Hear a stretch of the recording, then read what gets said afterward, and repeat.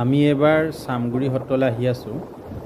এই সত্ৰখন প্ৰতিষ্ঠা কৰিছিল শংকৰদেৱৰ নাতি শ্ৰী শ্ৰী চক্ৰপাণীয়ে আহোম ৰজা চক্ৰধ্বজ সিংহৰ পৃষ্ঠপোষকতাত, আৰু এজোপা চাম গছৰ তলত প্ৰতিষ্ঠা কৰাৰ কাৰণে এই সত্ৰখনৰ নাম হয় চামগুৰি। এই সত্ৰখন মুখা শিল্পৰ কাৰণে অতিকৈ বিখ্যাত।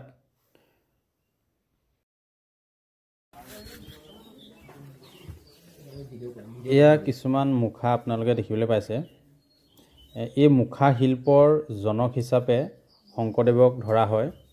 তেওঁৱেই প্ৰথমতে ভাওনাত যিবোৰ মুখা ব্যৱহাৰ কৰা হৈছিল সেই মুখাৰ তেওঁ নিজ হাতেৰে নিৰ্মাণ কৰিছিল বুলি চৰিত পুথি বৰ্ণনা পোৱা যায়। আৰু এই মুখাবিলাক বিশেষকৈ ৰাসত, ভাওনাত বিভিন্ন ধৰণৰ মুখা প্ৰয়োজন হয় আৰু তাতে ব্যৱহাৰ কৰা হয়।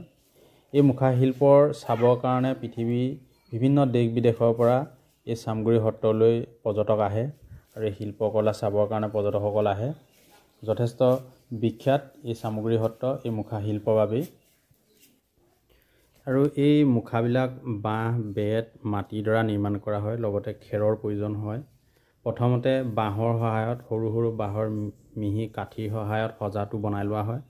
তাত খেৰ দি পেলাই মাটি মিহলাই মাটিয়ে ধুনীয়াকৈ সজাটো বনাই তাৰ ওপৰত ৰং কৰি পেলাই যিখিনি বস্তু প্ৰয়োজনীয় বস্তু লগোৱা হয়, যেনেদৰে চুলি, বাকী এই ধৰণৰ বস্তুবিলাক লগোৱা হয়। এনেদৰে মুখাবিলাক নিৰ্মাণ কৰা হয়।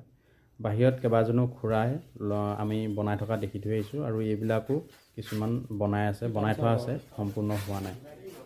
এইবিলাকো বনাই থৈছে, মাটি লগাই পেলাই শুকাবলৈ দিছে। এইটো এটা মাটি লগাই থৈছে, শুকাবলৈ দিয়া আছে।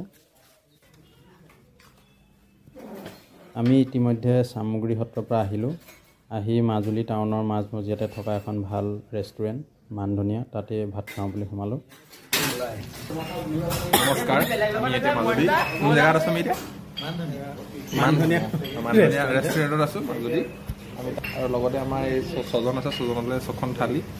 এজন ৰাজীৱ, এখন ইফালে দিবা, এজন আমাৰ হীৰক, আৰু এইজন উজ্জ্বল, আৰু এজন আমাৰ ফুড ব্লগাৰ চিন্ময়, লগতে মইনো তামুলী।